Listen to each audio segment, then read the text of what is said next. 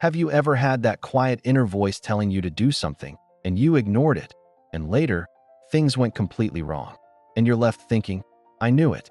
I should have listened to my gut. Or maybe the opposite. Something told you not to do something, but you went ahead anyway, and it backfired.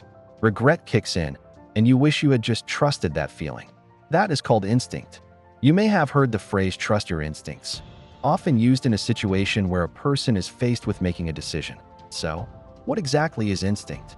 Biologists, psychologists, and other scientists who study behavior struggle to agree on one common definition. As a result, many different definitions have been proposed. Instinct is a complex construct that is still not completely understood. One way to describe it is that it's an inbuilt, automatic response to a situation. It kicks in without conscious thought and is usually there to help us survive, adapt, or react quickly. Unlike learned behavior, instinct doesn't need training. It is hardwired into us as part of our biological design. It is passed from one generation to the next genetically, in a manner similar to physical traits. The concept of instinct has been around for a very long time.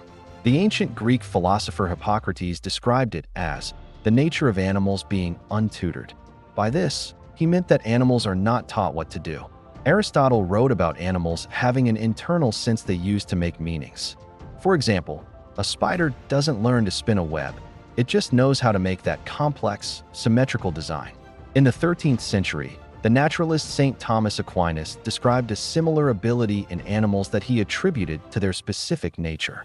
However, in the 18th century, others argued against the concept of instinct. Instead, they said all behaviors come from ideas or intelligence, and that some behaviors eventually became habits. These habits are what others have described as instinct. So, why does instinct matter anyway? And why should we even care about it? Well, instinct comes with some powerful benefits. When it works for us, it can be a lifesaver.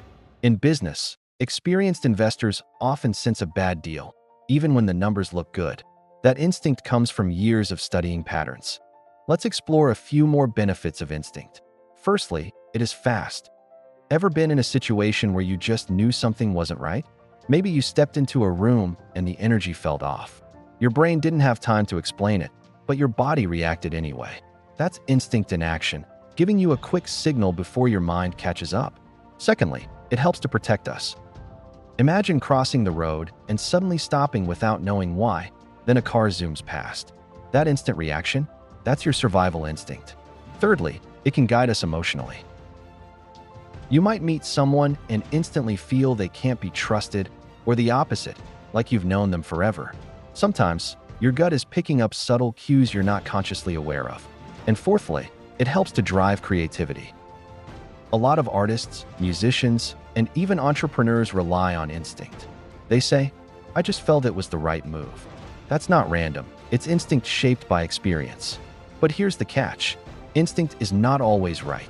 While it can guide us, instinct can also mislead us, especially in today's world, where things are more complex than they were in the wild.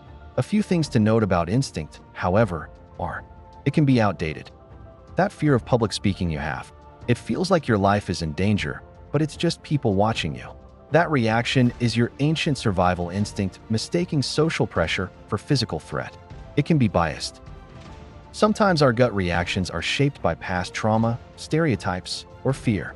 You might feel uneasy around someone, not because of who they are, but because of something you've unconsciously associated with them. It can make us impulsive, like jumping into a business deal because it just feels right, without doing any research. Or texting your ex just because your instinct says you're lonely. So, how do you use instinct the right way? Here's how to make instinct your ally, not your enemy. Use instinct as a signal, not a decision. When your gut says pause or go, don't ignore it. But don't act blindly either. Ask, why do I feel this way? Give your logic a seat at the table too. Train your instincts. Yes, you can actually sharpen your instincts. The more experience you have in something, whether it's business, parenting, negotiation, sports, etc., the more accurate your instincts become. What seems like gut is often your brain recognizing patterns you've seen before. Be self-aware. Not every instinct is trustworthy. But ask, is this gut feeling coming from wisdom or fear? From clarity or past hurt? Slow down and check in with yourself. To close this episode, always remember that instinct isn't magic, it's a tool. When you understand it, you can use it to make better decisions, avoid regrets, and live more intentionally.